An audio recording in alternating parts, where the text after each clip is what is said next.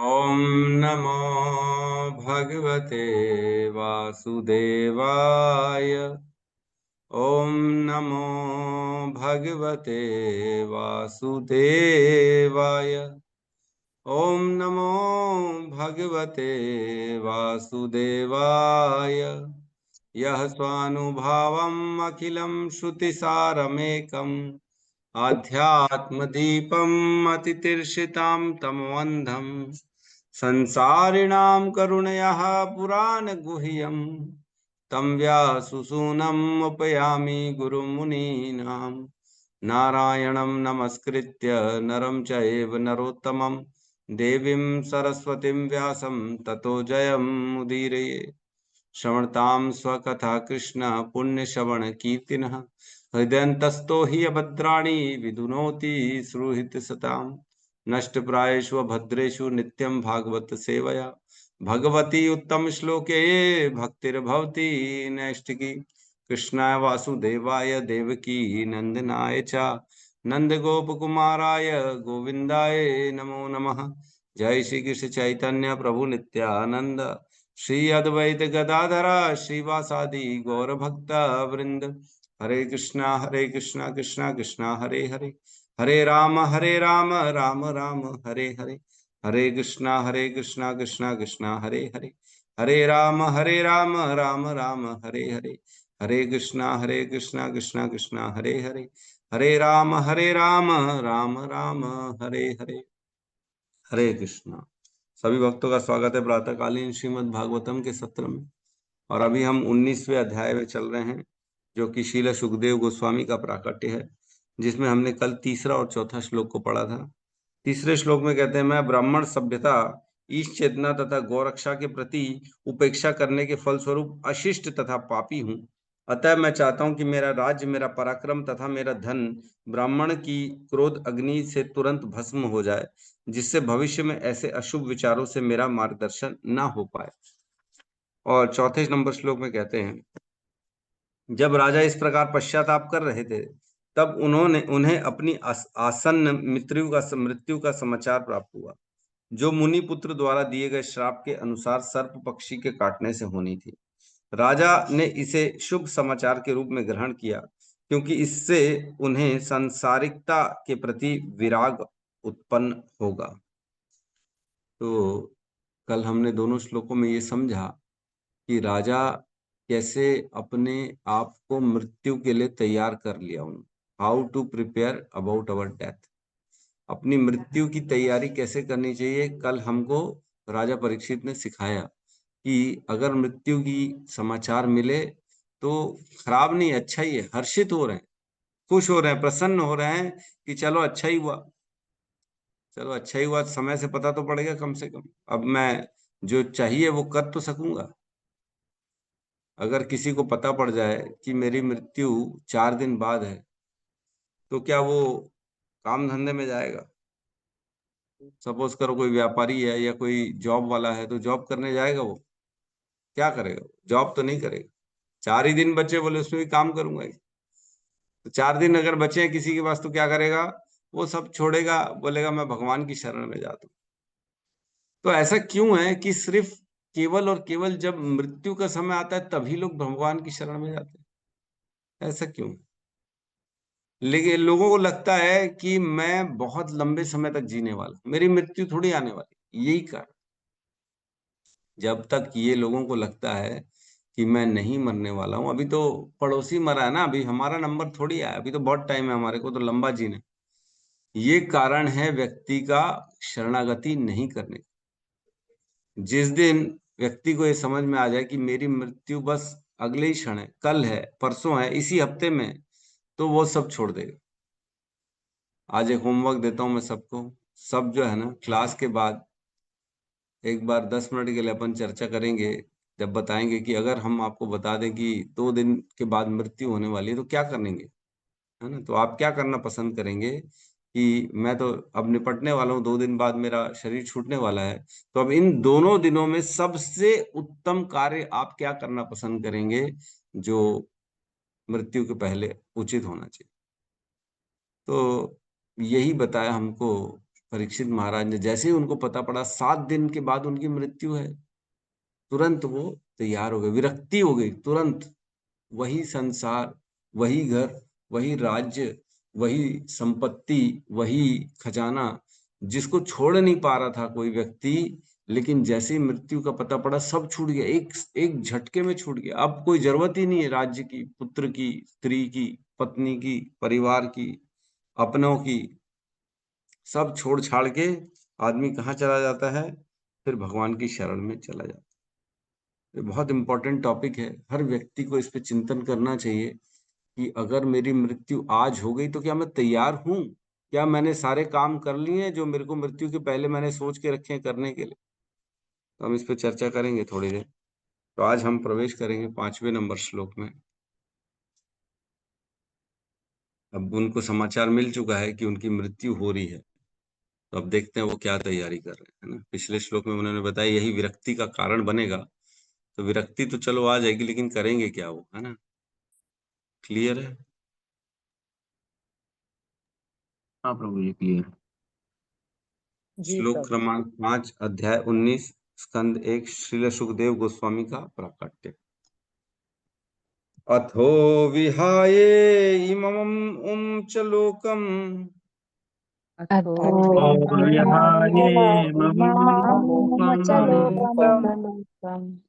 विमर्शितो हेयतया पुरस्तात्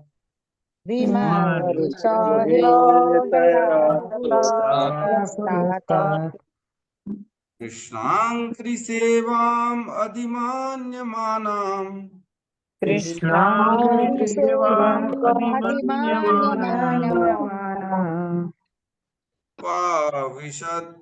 उपाविशत प्रायम् अमर्त्य, नहीं, एक मिनट, उपाविशत प्रायम् अमर्त्य नाद्याम्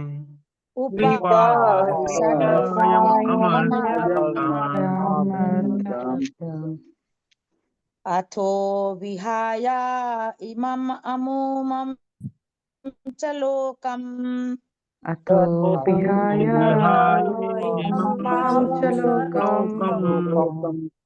विमर्शितो हेयतया पुरस्तात्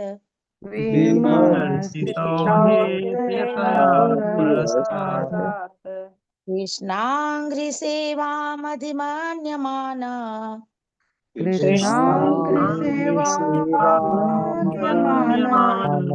उपाविशत् प्रायम् अमर्त्य नद्याम्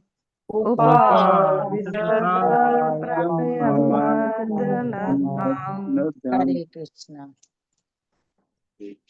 अथो विहाये ममुं च लोकम् अथो विहाये ममुं च लोकम् विमर्शितो हेयतया पुरस्तात् विमर्शितो हेयतया पुरस्तात् कृष्णाङ्घ्रिसेवाम् अधिमन्यमान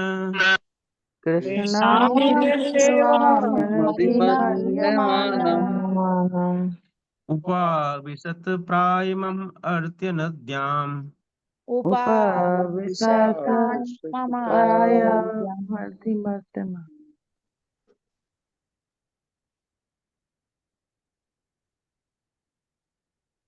अनुवाद।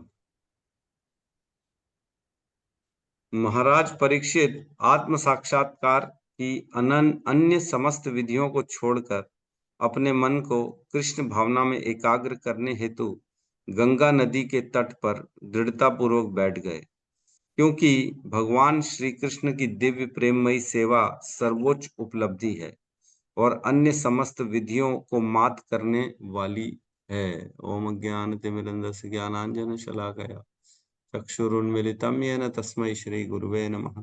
श्री चैतन्य मनोभीष्टं स्थापितं येन भूतले स्वयं रूपः कदा मह्यं ददाति स्वपदान्तिकम्। वन्देऽहं श्रीगुरु श्रीयुतपदकमलं श्रीगुरून् वैष्णवांश्च श्रीरूपं साग्रजातं सहगण रघुनाथान्वितं तं सजीवं साद्वैतं सावधूतं परिजन सहितं कृष्ण चैतन्य देवं श्रीराधा कृष्ण पादान् सहगण ललिता श्री विशाखान्वितांश्च। हे कृष्ण करुणा सिंधु दीनबंधु जगतपते गोपेश गोपिका कांत राधा कांत नमस्तुते। तप्त कांचन गौरांगी राधे वृंदावनेश्वरी वृषभानुसुते देवी प्रणमामि हरिप्रिये। वाञ्छाकल्पतरुभ्यश्च कृपा सिन्धुभ्य एव च पतितानां पावनेभ्यो वैष्णवेभ्यो नमो नमः। नमो विष्णुपादाय कृष्णपृष्ठाय भूतले श्रीमते भक्तिवेदांत स्वामीति नामिने। नमस्ते सरस्वती देवे गौरवाणी प्रचारिणे निर्विशेष शून्यवादी पाश्चात्य देश तारिणे। जय श्री कृष्ण चैतन्य प्रभु नित्यानंद श्री अद्वैत गदाधर श्रीवासादि गौर भक्त वृंद। हरे कृष्णा कृष्णा कृष्णा हरे हरे, हरे राम राम राम हरे हरे कृष्णा। तो इस श्लोक में बता रहे हैं अथो विहाय इमम अमुम च लोकम। अथो इसलिए, किस लिए, इसलिए किस लिए, पिछले श्लोक में हमने पढ़ा, पिछले श्लोक में पढ़ा था ना कि जब उनको समाचार मिला कि अब उनकी मृत्यु 7 दिन में होने वाली है, जो कि तक्षक नाग से काटने के कारण होगी, और यही कारण बनेगा कि उनकी विरक्ति का, अपने धन संपदा राष्ट्र समाज और परिवार सबसे वो विरक्त हो जाएंगे। इसलिए अब उनको समाचार मिल गया, इसलिए विहाय छोड़ दिया, विहाय मीन्स छोड़ दिया, इमम अमुम च लोकम। इमम मीन्स यह, अमुम यह वैभव, सारा का सारा इस संसार का वैभव, च लोकम इस संसार का सब कुछ छोड़ दिया। च लोकम का अर्थ होता है कि दूसरे लोक में भी जाने की कोई इच्छा नहीं थी ना, स्वर्ग, ऊपर ऊपर ब्रह्मलोक या अन्य कोई लोकों में भी उनकी जाने की कोई इच्छा नहीं थी, क्योंकि उनके पास ऑलरेडी बहुत वैभव था। वो जानते थे, वो महाभागवत थे कि भक्ति सर्वश्रेष्ठ है, अन्य सभी चीजें उससे निकृष्ट है, ये जानते थे। इसलिए उन्होंने क्या किया, छोड़ दिया, सारी अपनी इच्छाओं को छोड़ दिया। इस संसार में जो भी प्राप्त करने की इच्छा थी वो सब छोड़ दिया, और अन्य लोकों में भी जाने की कोई इच्छा नहीं थी उनकी, उसको भी छोड़ दिया, उन्होंने सब को त्याग दिया। बताओ, स्वर्ग जाने की भी इच्छा छोड़ दी। जबकि हम देखते हैं संसार में जितने लोग हैं ना, वो सब लोग मैक्सिमम यही प्रयास कर रहे हैं कि हम स्वर्गवासी बन जाएं, स्वर्ग चले जाएं कम से कम। हर व्यक्ति की फोटो में यही लिखा रहता है, स्वर्गवासी। अब वो स्वर्ग गया कि नर्क गया ये नहीं मालूम, लेकिन लिखते स्वर्गवासी। अरे बोले, इतना गंदा काम किया पूरा जीवन भर, स्वर्ग कैसे चले जाएंगे? बोले प्रभु लेकिन नर्कवासी लिखना ठीक नहीं लगता ना, ऐसे फोटो में लिखेंगे नर्कवासी तो लोग पढ़ेंगे तो बोले क्या लिख दिया ये, इसलिए स्वर्गवासी लिख देते, भले वो स्वर्ग कभी जाए ही ना, उसने ऐसे काम किए कि नर्क में ही जाएगा वो, फिर भी स्वर्गवासी लिखते। तो यहाँ कह रहे हैं चलोकम, स्वर्ग भी जाने की उनकी इच्छा नहीं। स्वर्ग में जो भोग हैं, जो ऐश्वर्य हैं, वो इतने इतने ज्यादा हैं कि वो लोग पृथ्वी को देखते तक नहीं, है ना। मैंने एक बार पहले भी बताया था, जिस प्रकार हम जो है जाते हैं कहीं बड़ी गंदी उपमा है, वॉशरूम जाते हैं, हम पसंद नहीं करते वहां बैठना ज्यादा, निकल के आ जाते हैं, काम निपटाए आ गए। तो वैसे ही स्वर्गवासी भी, जो जो स्वर्ग में जो लोग होते हैं वो पसंद नहीं करते पृथ्वी को, वो नहीं चाहते पृथ्वी में आना, क्योंकि यहाँ पे बड़ी स्थिति खराब है। यहाँ की मतलब बेसिकली मैं सुखों की बात कर रहा हूँ, जो यहाँ पे सुख है ना, वो एकदम निकृष्ट है। आना तो चाहते स्वर्ग लोग, स्वर्ग के देवता भी आना चाहते, क्योंकि यहाँ पे भक्ति भी है। तो सुखों की अगर कंपैरिजन करें हम, तो स्वर्ग के सुखों के सामने यहाँ इस मृत्यु लोक के सुख एकदम माइनस है, जीरो भी नहीं, माइनस, बहुत बेकार है, वो उनको पसंद ही नहीं है, आना ही पसंद नहीं करते, देखना तक पसंद नहीं करते देवता लोग यहाँ पे सुखों के लिए। लेकिन क्योंकि भक्ति है, इसलिए वो चाहते हैं कि हम भी पृथ्वी आए और हम भी भक्ति करें और भगवत धाम जाए। फिर कहते हैं विमर्शिताओ, और उन्होंने विमर्श किया, विचार विमर्श, है ना, मंथन किया उन्होंने अपने अंदर अंदर। क्या मंथन किया? हे तया पुरस्ताद, हे तया, उन्होंने विमर्शन किया कि हे तया, ये सब हे है। दो चीजें होती है, एक हे होता है और एक होती है हे का उल्टा। हे मतलब बिल्कुल अस्वीकार्य, त्यज्य, तुक्ष, तुच्छ, निकृष्ट, और एक होती है उपादय, उपाद्य। उपाद्य मीन्स श्रेष्ठ, स्वीकार करने योग्य, फॉलो करने योग्य, है ना। उत्कृष्ट, हेय मीन्स बिल्कुल बेकार, रद्दी, जिसको त्याग देना चाहिए, उसको स्वीकार नहीं करना चाहिए। उपाद्य मीन्स बहुत श्रेष्ठ है, उसको स्वीकार करना चाहिए, उसको फॉलो करना चाहिए, ठीक है ना। गो अच्छा और बुरा ऐसा समझ लीजिए। हे तया, हे जैसा है, क्या हे जैसा है, ये पुरस्ताद, जो इस संसार का उन्होंने पहले से ही जो सोच रखा था ये सब तो बेकार है, छोड़ नहीं पा रहे थे। लेकिन जैसे हमको भी मालूम तो होता है कि भगवान की माला करना अच्छा है, भगवान की भक्ति करना अच्छा है, लेकिन कर नहीं पाते, संसार में फंसे रहते हैं। संसार में ज्यादा राग नहीं उत्पन्न करना चाहिए, मालूम तो है, लेकिन व्यक्ति करके रखता है, दिन भर काम करता है, दिन भर का अपने अपने परिजनों की प्रेम करेगा, उनके साथ रहेगा। मालूम तो है हमको विराग चाहिए, वैराग्य चाहिए, लेकिन कर नहीं पाता। तो इनको पहले से मालूम तो था कि ये सब त्याज्य है, ये सब बेकार है, ये सब जो है ना, राज्य और जो सम्मान और पद प्रतिष्ठा, अपनों का प्यार, परिजन, ये सारी चीजें उनको पहले से ही मालूम था, क्योंकि महाभागवत है कि ये त्याज्य है, इसको स्वीकार नहीं करना चाहिए लंबे समय के लिए, ठीक नहीं है, ये पहले से मालूम था। लेकिन कर नहीं पा रहे थे, क्योंकि राजा बन के बैठे थे तो चल रहा था, सब चल रहा था। लेकिन अब क्या किया उन्होंने, उन्होंने विमर्श किया, अब उन्होंने विचार विमर्श करके ये डिसाइड किया कि ये तो है, ये सब त्याज्य है, इसको त्यागना ही है, जो पहले से मैंने सोच के रखा था। और त्याग करके क्या करेंगे, कृष्णांग्रि सेवा, अमा कृष्णांग्रि सेवा, मतलब कृष्ण के चरण कमलों की दिव्य सेवा, यही व्यक्ति को करना चाहिए। ये कह रहे हैं करने योग्य क्या है, कृष्णांग्रि सेवाम अधिमन्य माना, बिकॉज वो महाभागवत है, ये सबसे सबसे श्रेष्ठ है, ये जानते हैं क्यों, क्योंकि वे महाभागवत हैं, कि कृष्ण के चरणों की प्राप्ति, इनकी दिव्य सेवा से बढ़कर कुछ है ही नहीं जीवन में। न राज्य, न पुत्र, न परिजन, न अपने, न धन, न कुछ और। क्या हम ऐसा सोचते हैं? क्या हम ये मानते हैं कि कृष्ण के चरणों के प्रेम से बढ़कर कुछ नहीं है जीवन में? हम सुनते हैं लेकिन ये मानते नहीं। अगर मानते तो शायद ऐसा काम नहीं करते कि दिन भर लगे पड़े हुए, कहीं ना कहीं थोड़ा थोड़ा झूठ भी बोल देते हैं, कहीं ना कहीं, मतलब बेसिकली प्रायोरिटी दूसरी चीजों को दे देते हैं। ये परीक्षित महाराज सिखा रहे हैं, इनको पता पड़ गया था कि 7 दिन में इनकी मृत्यु होने वाली है, तो ये बता रहे हैं कि मृत्यु के पहले क्या क्या करना चाहिए।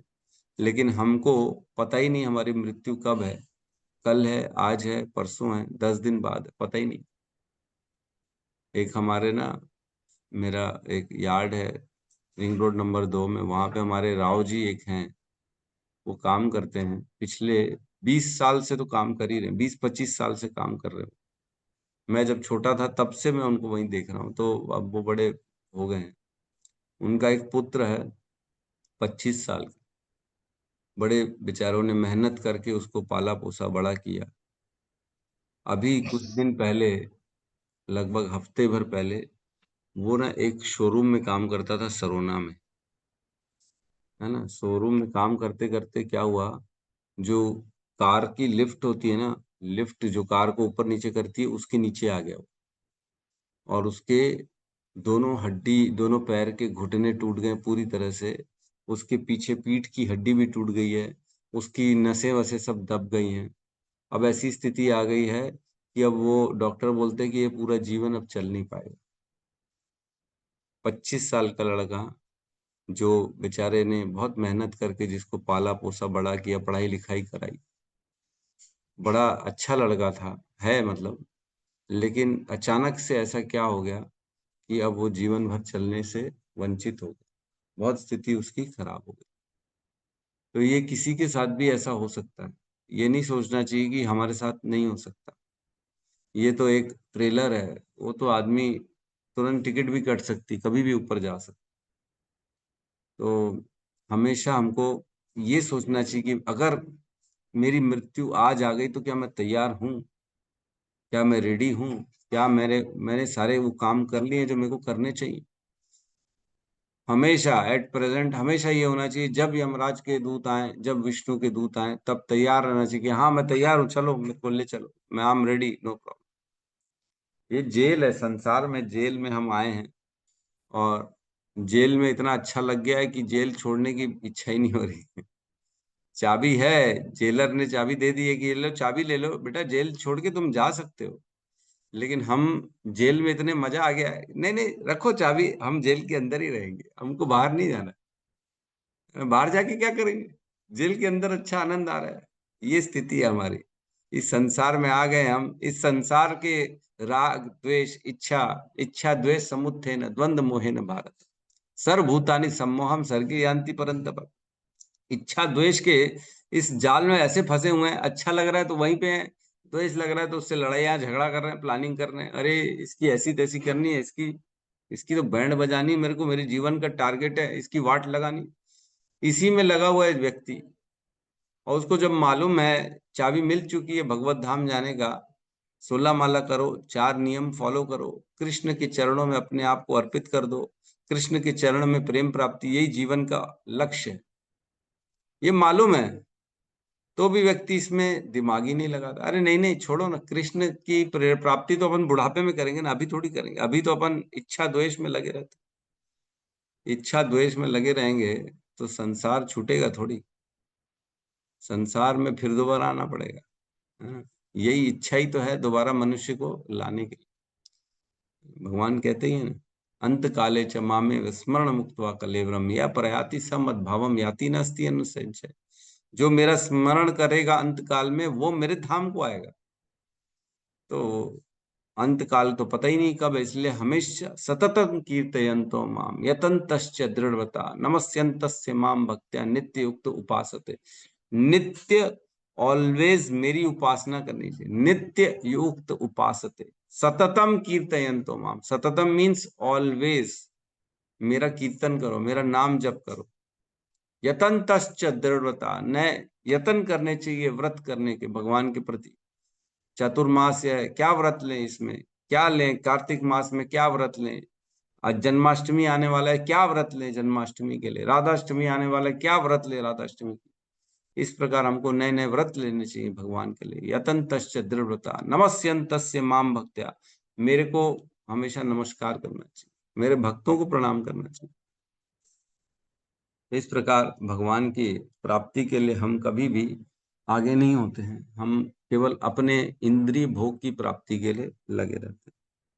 कृष्णांग्री सेवाम अधिमन्य माना, बिकॉज वो महाभागवत थे, उनको मालूम था कि सर्वश्रेष्ठ क्या है, इसलिए उन्होंने यही चुना कि नहीं, अब मुझे कृष्ण की चरणों की सेवा वही करनी और कुछ नहीं करनी। और क्या करें, उपाविशतः, उपाविशत मीन्स उपवास पे लग गए, इसलिए इसीलिए अब उपवास में लग गए, है ना। प्रायम अमर्त्य नाद्यम, प्रायम अमर्त्य नाद्यम मीन्स जब तक, प्रायम अमर्त्य नाद्यम मीन जब तक मेरे मृत्यु ना हो जाए तब तक उपास ही करूं, अब कुछ और नहीं करूं। दृढ़ ले लिया उन्होंने, व्रत ले लिया कि अब बस, अब आज के बाद कोई इच्छा नहीं, कोई इंद्रिय तृप्ति नहीं, कोई अपना नहीं, कोई संसार नहीं, कोई राजा नहीं, कोई संपत्ति नहीं, कोई ऐश्वर्य नहीं। अब उपवास, अनशन उपवास पे बैठेंगे केवल कृष्ण के चरणों की प्राप्ति के लिए। तो राजा परीक्षित ने इस प्रकार, अब कुछ नहीं खाएंगे, अब कुछ नहीं पिएंगे, अब टोटल उपवास, पूरा जीवन जब तक मृत्यु ना हो जाए तब तक भगवान की प्राप्ति के लिए मैं प्रयास करूंगा। तो यहाँ लिखा है, इस तात्पर्य में लिखा है कि ये जो पृथ्वी है, ये ब्रह्मांड के असंख्य ग्रहों में से एक है, और महतत्व की परिधि में ऐसे असंख्य ब्रह्मांड होते हैं। भक्तों को श्री भगवान द्वारा तथा श्री भगवान के प्रतिनिधि गुरुओं या आचार्यों द्वारा बतलाया जाता है कि असंख्य ब्रह्मांडों में से कोई भी ग्रह भक्तों के रहने के योग्य नहीं है। ऐसा नहीं है कि रहने के लिए जगह है, यहाँ रह लो, हाँ ठीक है स्वर्ग चले जाओ कम से कम, वो तो ठीक है, बेटर है।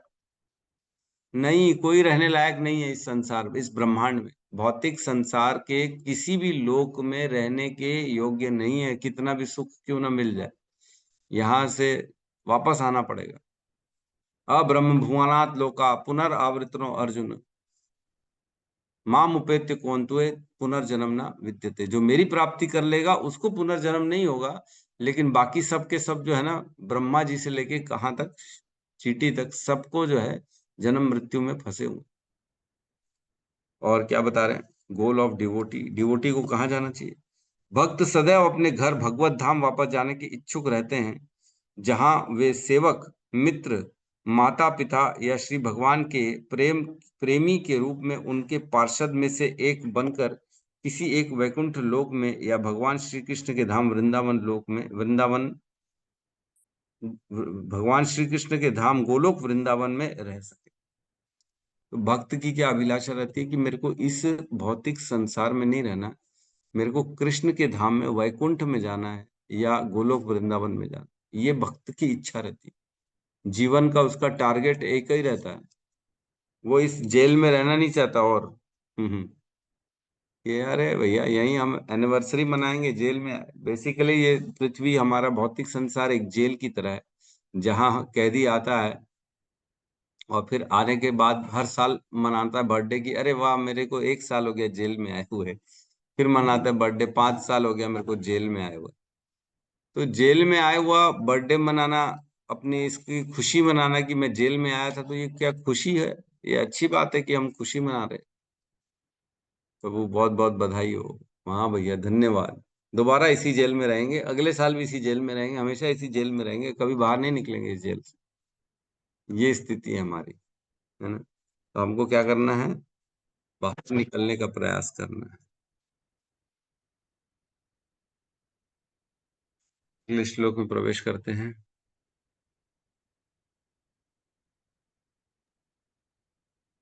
6वां नंबर श्लोक। स वै लसच्छ्री तुलसी विमिश्रः या वै लसस्त्री तुलसी मिश्र कृष्णाङ्घ्रिरेणुमभ्यधिकाम्बुनेत्री कृष्णा रेण्वभ्यधिकाम्बुनेत्री या पुनाति वै श्री लोकान् तुलसी मिश्र उभयत्र शेषान् पुनाति लोकानुभयत्र शेषान्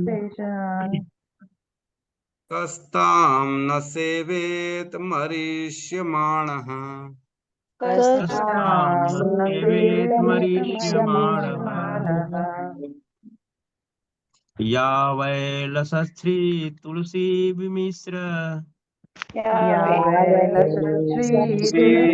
तुलसी विमिश्रः कृष्णाङ्गिरेण्वभ्यधिकाम्बुनेत्री कृष्णाङ्गिरेण्वाभयाकुनेत्री पुनाति लोकानुभयत्र शेषान् शेषान् कस्तां न सेवेत् मरीष्यमाणः कस्तां सेवतमरीष्यमाणः।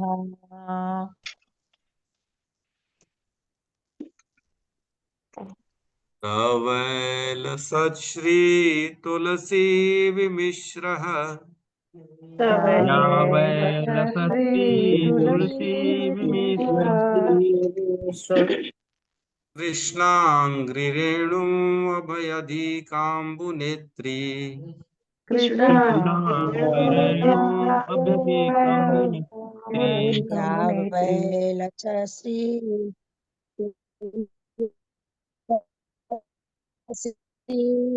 मिश्रा माताजी लेट से बोले।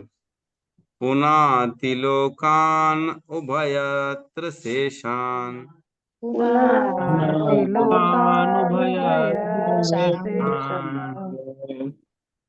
कस्तां न सेवेत् मरीष्यमाणः कस्तां न सेवेत् मरीष्यमाणः यह नदी गंगा, जिसके किनारे राजा उपवास करने बैठे थे, अत्यंत शुभ जल धारण करती है, जिसमें श्री भगवान के चरण कमलों की धूल तथा तुलसी दल मिश्रित रहते हैं। अतएव यह जल तीनों लोकों को अंदर बाहर से पवित्र बनाता है और शिव तथा अन्य देवताओं को भी पवित्र करता है। अतएव जिसकी मृत्यु निश्चित हो, उसे इस नदी की शरण ग्रहण करनी चाहिए। तो इस श्लोक में बता रहे हैं कि अब उन्होंने जिसकी भी मृत्यु निश्चित हो उसको कहाँ जाना चाहिए, उसको गंगा की शरण ग्रहण करनी चाहिए। तो गंगा की शरण में गए थे कि यमुना की शरण में गए थे, कौन बताएगा? गंगा की शरण में गए थे कि यमुना की शरण में गए?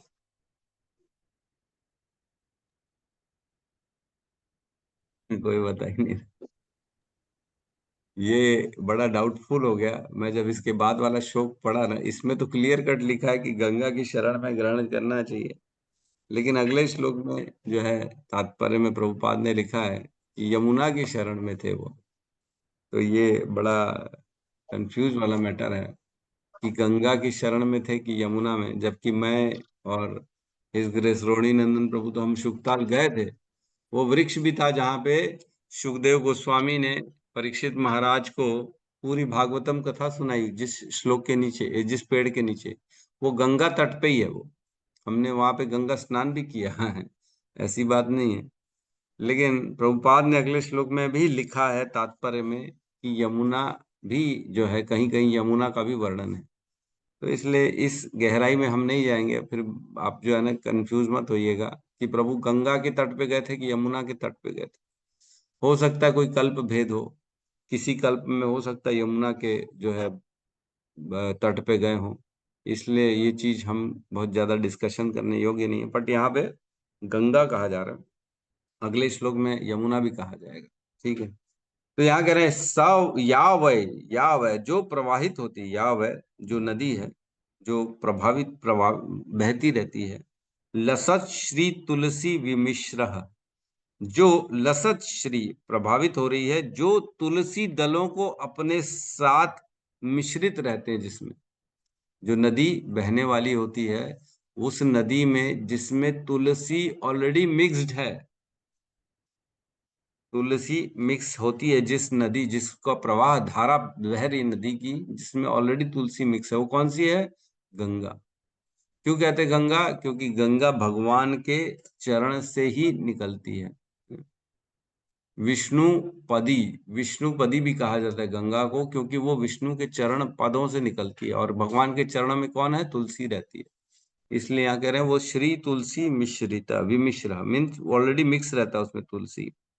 और क्या कह रहे हैं? कृष्णांग्री रेणम अभ्यधि काम्बु नेत्री, जो कृष्ण के चरण के रज को, मतलब कृष्ण के चरण की जो धूली है, जिसमें ऑलरेडी मिक्स्ड है, कौन सी? गंगा में, है ना। रेणु अभ्यधि काम्बु नेत्री, अत्यंत मंगल और शुभ है, जो जो ऐसी नदी जो बहने वाली है, जो तुलसी जिसमें मिक्स है, और जो भगवान के चरणों के रज को साथ में लेके बहती है, वह अत्यंत शुभ और मंगलमयी है। अम्बु नेत्री, है ना, वहन करती है। क्या वहन करती है? वह ऐसे शुभ जल को अपने साथ बहाती है, जो मंगलमय है, जो भगवान के चरण की रज मिली हुई है जिस ऐसे जल में, और ऐसे जल में श्री तुलसी दल भी मिले हुए, ऐसे जल को अपने साथ बहाती है। कौन? गंगा नदी। गंगा नदी ऐसे जल को बहाती है, स्वयं गंगा नहीं है, गंगा ही है जो ऐसे जल को बहाती है। और क्या कह रहे थे? पुनाति, पुनाति मीन्स पवित्र करने वाली है, सभी को पवित्र करने वाली। पुनाति लोकानु अभयत्र, लोका सभी लोगों, तीनों लोगों को पवित्र करती है, तीनों लोगों को। अब उभय यत्र, उभय मीन्स ऊपर और नीचे, तीनों लोगों को, जो 14 लोक है ना, ऊपर के और नीचे के, जिसको तीन लोकों में भी डिवाइड किया जाता है, ऊपर के एक, नीचे के एक और मध्य का एक, ऐसा हम कई बार देखा है डिवाइड करते हैं। तो तीनों लोकों को जो पवित्र करने वाली है। उभयत्र का एक और अर्थ लिया गया है, अंदर और बाहर पवित्र करना। ऊपर नीचे तो सभी लोगों को करती है, हर आदमी को भी अंदर से और बाहर से पवित्र करती है। देखते हैं हम, कोई भी मरणासन में होता है तो हम उसको तुरंत गंगा जल पिलाया जाता है ताकि अंदर से उसको पवित्रता मिले।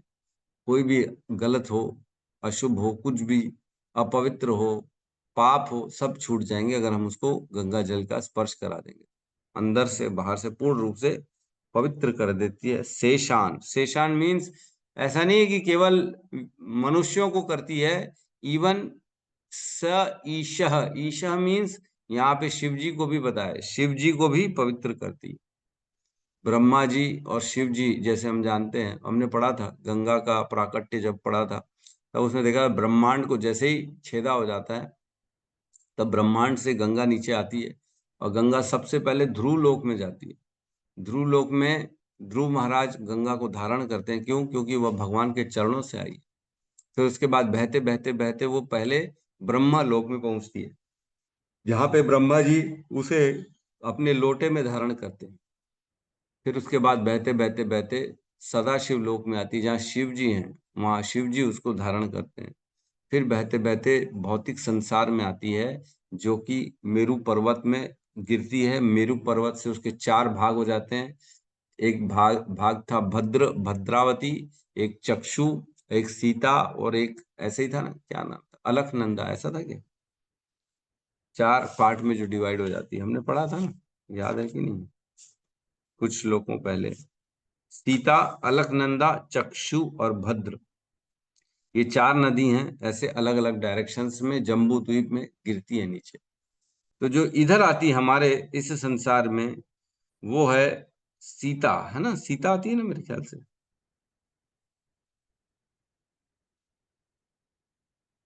किसी को याद है?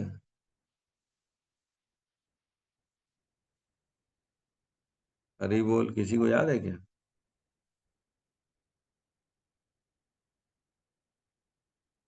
किसी को याद ही नहीं। सीता आती है, मेरे को ऐसा ध्यान आ रहा है, 5वें स्कंद में 17वें अध्याय में सारा वर्णन है ये, कि कौन सी नदी सागर में कैसा बहती है, जो है गंगा चारों डायरेक्शंस में। तो सीता आती है मेरे ख्याल से, ठीक है। तो वो यहाँ पहुंचती है हमारे यहाँ भारतवर्ष में, और फिर जो है वो जो सॉल्ट, जो खारा सागर है, उसमें जाके मिल जाती है।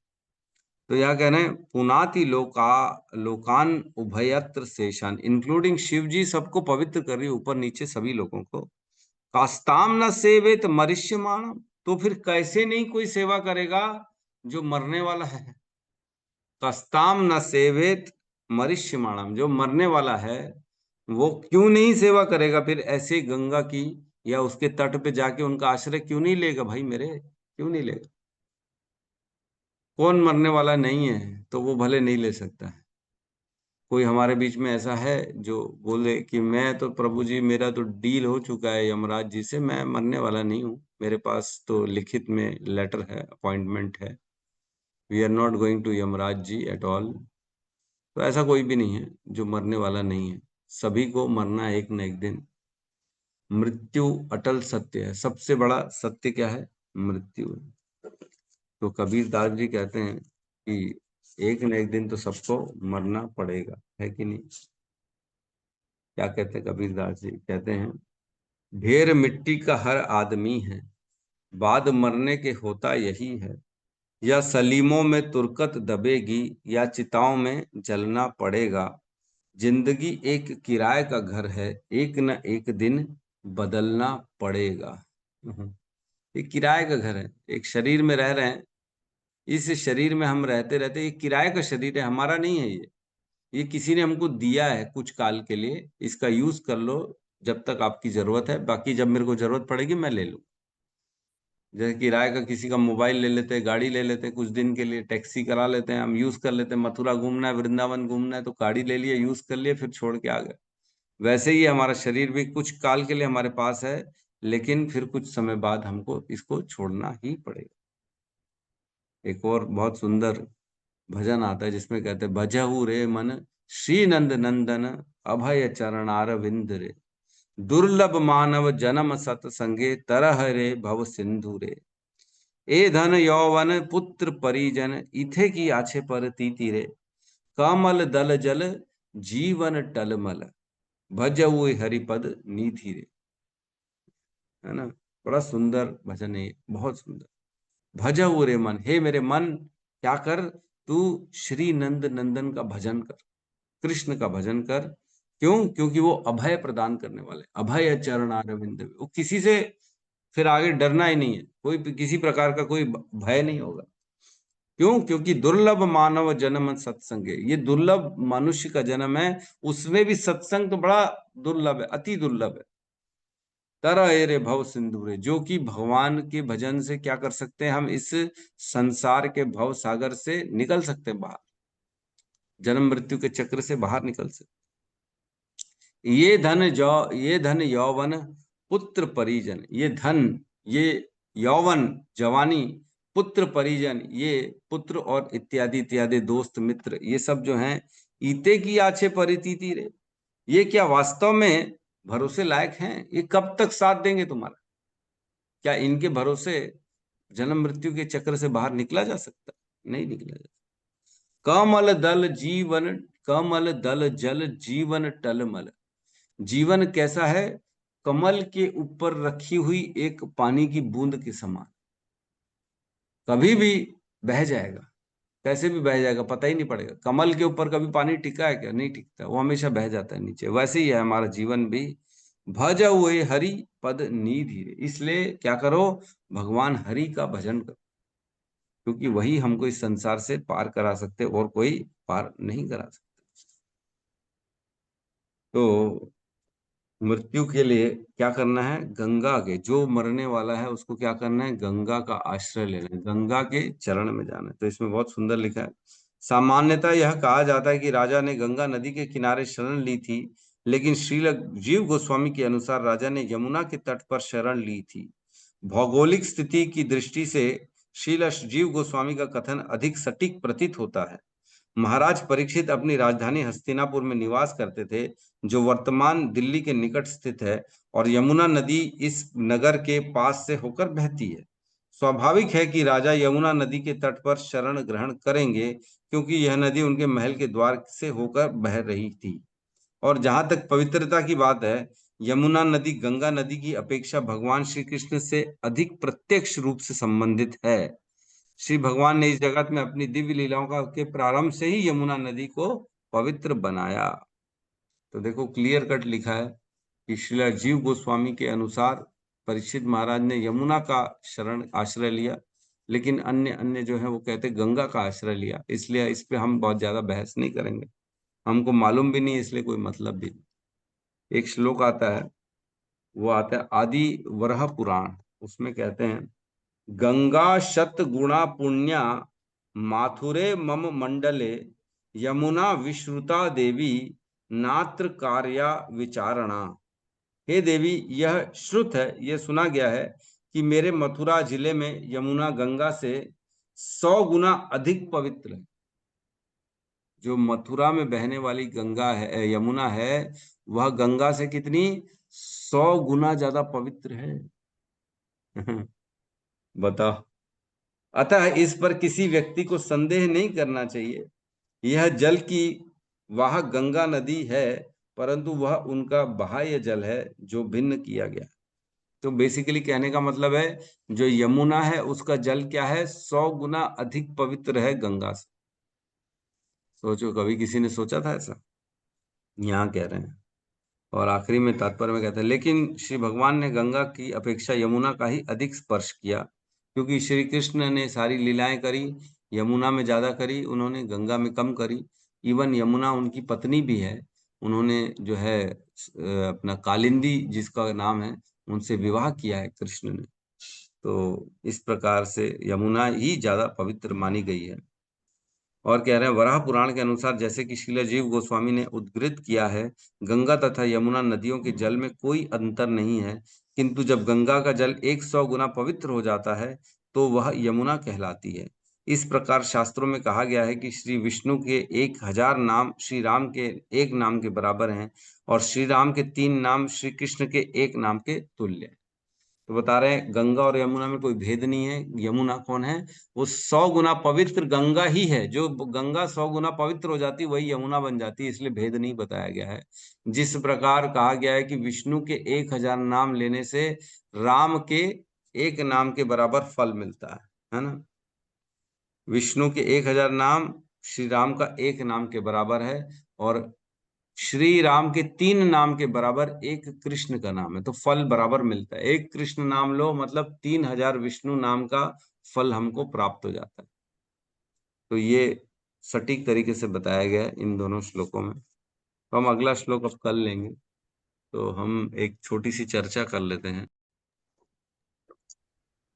हरे कृष्णा हरे हरे कृष्णा हरे कृष्णा कृष्णा कृष्णा हरे हरे कृष्णा हरे हरे हरे हरे राम हरे राम राम हरे राम राम राम राम हरे राम हरे राम हरे हरे। हरे हरे समस्त भक्त वृंद की जय। जय जगत गुरु शील प्रभुपाद की राधे जय। की जय। निदाई गौर प्रेमानंदे। गौ प्रेमानंदे हरि हरि बोल हरि बोल हरे कृष्णा हरे कृष्णा प्रभु जी दंडवत प्रणाम प्रभु जी कोटि कोटि धन्यवाद कृष्णा प्रभु जी दंडवत प्रणाम, बहुत बहुत धन्यवाद प्रभु जी आपका। कोटि कोटि धन्यवाद प्रभु जी। प्रणाम।